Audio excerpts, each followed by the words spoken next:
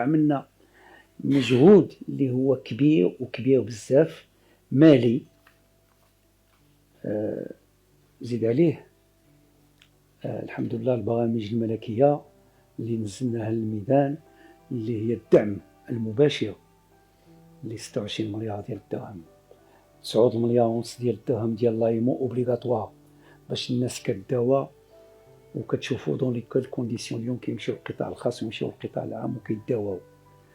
كل هذه استثمارات إضافة إلى الأموال الكبيرة اللي دخلت في وزارة التعليم وفي وزارة الصحة باش تكون واحد يعني ثورة يعني ديال الإنجازات في داخل هذه الميادين، واللي الحمد لله غراس يعني الخارطة الطريق والاستراتيجيات اللي تعملوا أنه بجوجهم غادي يعني في المسار الصحيح. إذا هذا تحول كبير، تحول نوعي.